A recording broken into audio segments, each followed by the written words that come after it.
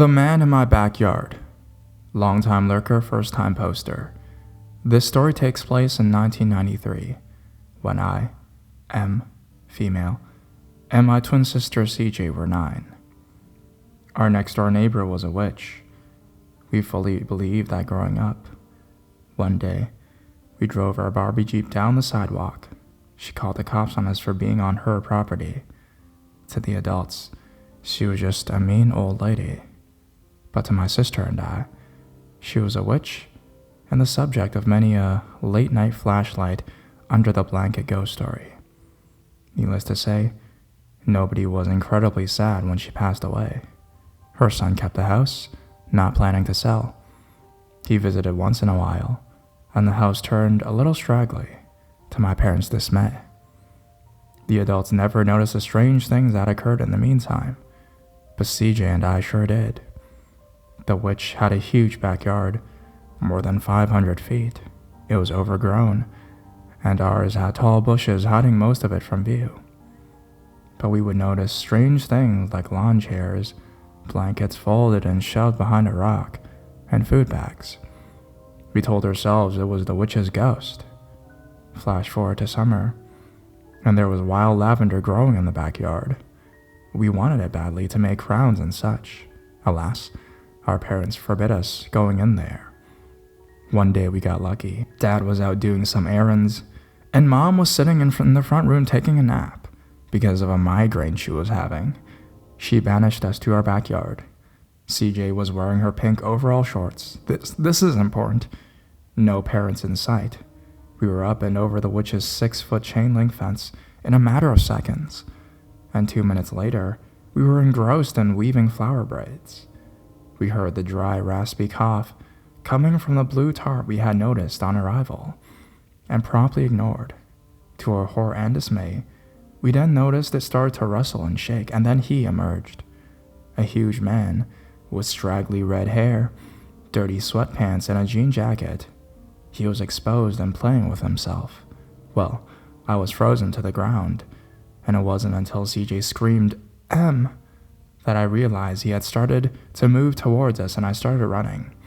Practically flew over the fence. But CJ's shoulder strap was stuck. An almighty tug ripped it, and she came tumbling over. Her forehead connected with my nose and shattered it. As we fled into the house, I heard wild laughing from the other side. My mom was promptly woken up. Police were called.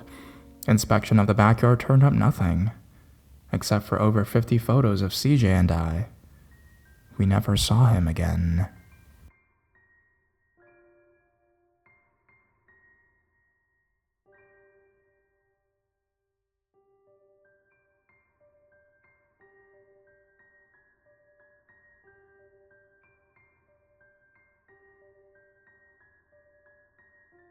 The Man in My Backyard. When I was 9 years old, I lived in a small town that was almost entirely forest. Most of the people in the town were very old and kind, so things like this weren't at all normal. My family was fairly poor when I was young, so we all lived in one of those apartments above shops. None of us really minded, as it was pretty nice. They had a nice living room, a large room where we all stayed, and what could be considered a backyard that was only accessible from the apartment that my sister, who at the time, 12 years old, and I would play in all the time. One day, while we were playing outside, we had heard a noise that sounded like an animal grunting on the other side of the fence. Animals would go on the outside of the fence a lot, so we just ignored it and kept playing. Suddenly, our dad yells at us to come in. We argue a little bit, but he eventually picks us up and brings us inside himself. The next night, I hear a noise outside the window, and I wake up my sister and ask her to go look out there for me. When she looks out there, she says she sees nothing, then goes back to sleep. After around a week of strange noises and sightings in our backyard, I convinced my parents to stay awake with me and wait for them. Eventually they come, and when we look outside, I could only describe myself as being frozen with fear. There was a man who was very tall, sitting and watching me and my family through that window. and who was probably watching me and my sister in our backyard every day since then. I was reminded of the story earlier this week, and I finally chose to ask my dad why he brought us in that day. There had been reports of a man who had broken into a house and kidnapped 2 young girls, who were later found the same day, one nearly dead, the other with extreme injuries, in a ditch less than a block away from our house. The man was caught later that month when trying to get into another house. I don't remember his name, or even what he looked like, but I'll never forget seeing that terrifying silhouette outside my window, staring directly at me. So, neighborhood pedophile, let's not meet.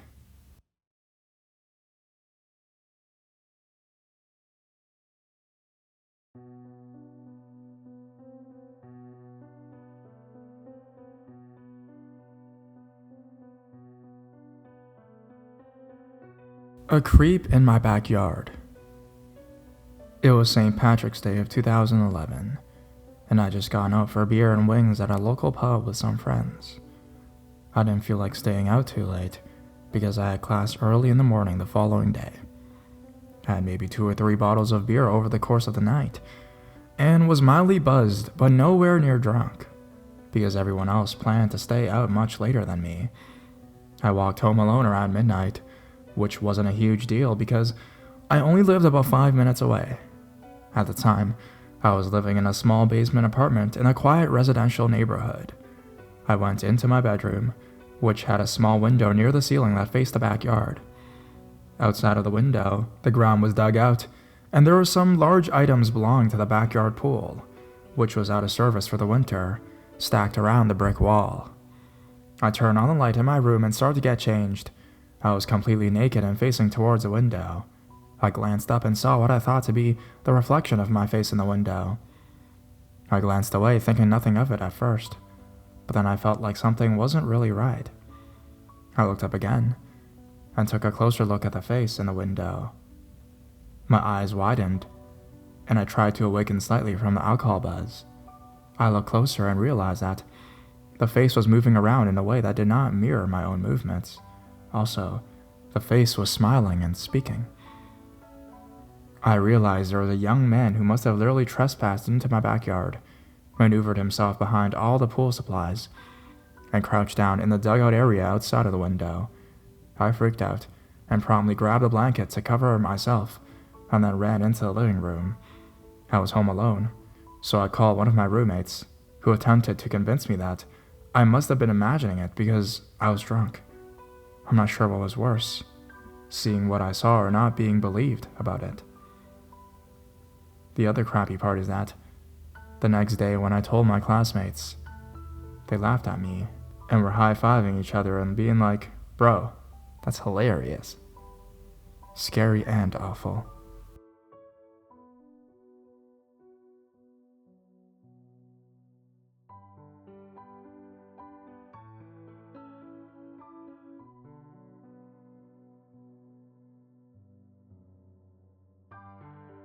Unexpected backyard visitor. Was going to no sleep this, until I realized that was a fictional sub. This is an actual experience that makes me peep out of my kitchen blinds every single morning before turning on the lights. Cut to the encounter. It's dawn, so still a little darker even though all the blinds are open in the kitchen.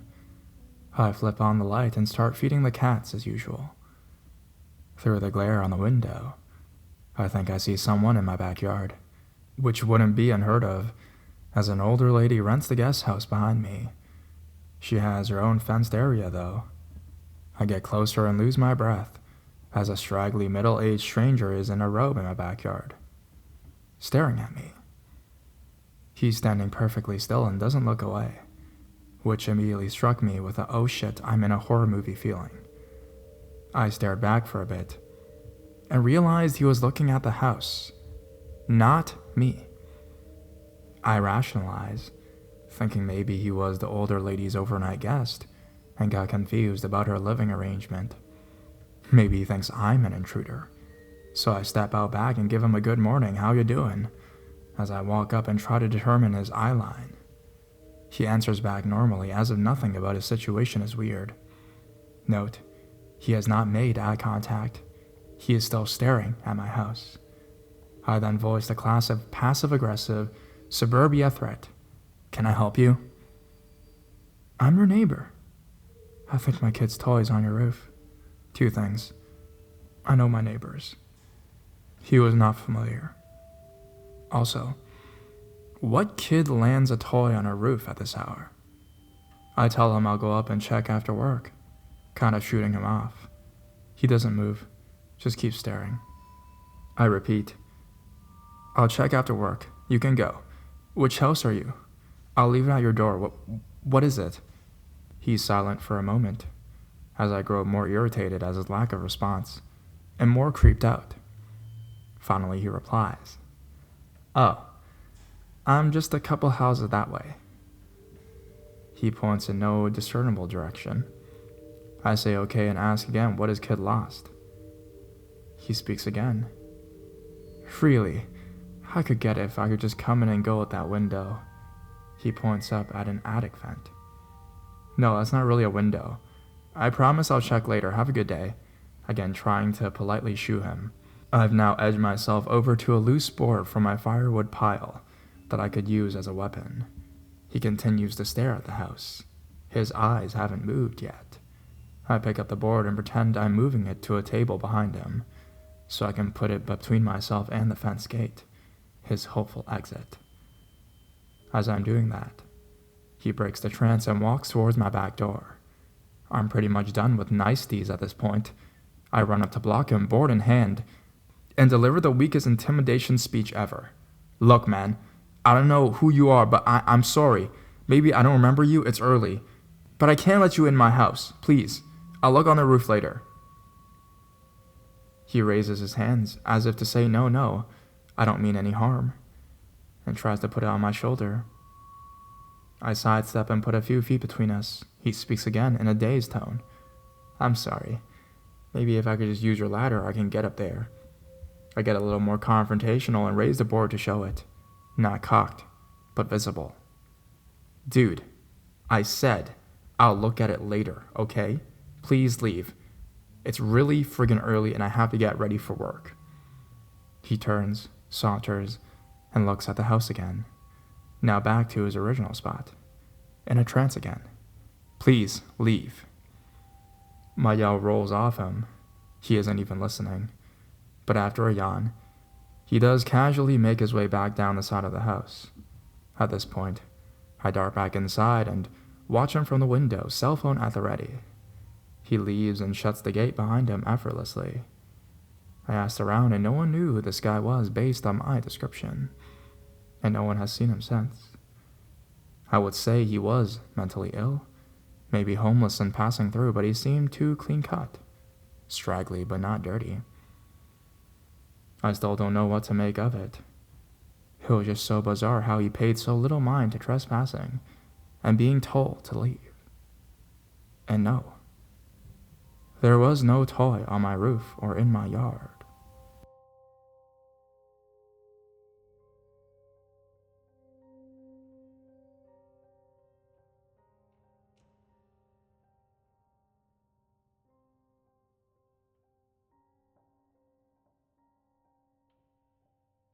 The Man Behind the Tree.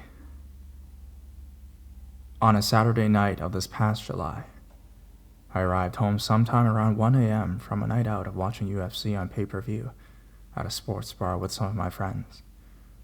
I was in a general mood, since it was an astonishing night of fights, and because one of my favorite UFC fighters, Conor McGregor, had won his fight. As I made my way up the steps that lead to the side door of my house, I kept replaying his victory in my head. Being the safe, sheltered person that I am, when I arrive home late at night, I always have my house key ready to be put into my door as I approach it. But because I was so focused on thinking about the fight, I was not as aware and mindful of my surroundings as I usually am. As I got to the top of the steps, I heard what sounded like rustling coming from my backyard, which is about 30 feet away from my side door. I leaned over the banister and began scanning my backyard, hoping the noise I heard was just the raccoons that live in one of the trees in the yard. My heart started to beat faster, and I began experiencing that sinking feeling in my chest as I am surveying my backyard. I notice an unusual mass next to one of my trees. As I look closer, I made out what looked like a person's head, which I was only able to see because it was slightly illuminated by my neighbor's outdoor light peering out from the side of the tree. I looked even closer, and as I did, the person moved his or her head back behind the tree. My eyes widened, and I could feel adrenaline starting to pump through my veins. At that point, I was terrified, but I decided that I was not going to run inside my house. Instead, I crouched down, carefully made my way down the steps and headed towards the backyard, making sure not to make any noise. And with my heart pounding, I crept up on the tree that the person was behind. When I was about 10 feet away from it, I saw the person, who I now could see was a skinny white guy, poke his head and shoulders out from behind the tree. I shrieked, froze in fear, and with a shaky voice muttered, "What the fuck are you doing?" We stared at each other for a brief moment, and then he quickly turned, began to run towards my back fence, jumped over it and faded into the darkness. Freaked out and shaking, I ran back to the side door, unlocked it, hurried inside and dialed 911. I told the operator what had occurred, what the man looked like, and what direction he had headed in. My parents, now awake and horrified at what happened, the police arrived at my house and took a report. Unfortunately, they never managed to find the guy. What bothers me is that I will never know why he was in my backyard, or what he was intending to do. Since that summer night, when coming home late, I always hastily make my way to my door. I still look at that tree thinking that I'm going to see his head peer out. I will never forget his face and the way he stared at me.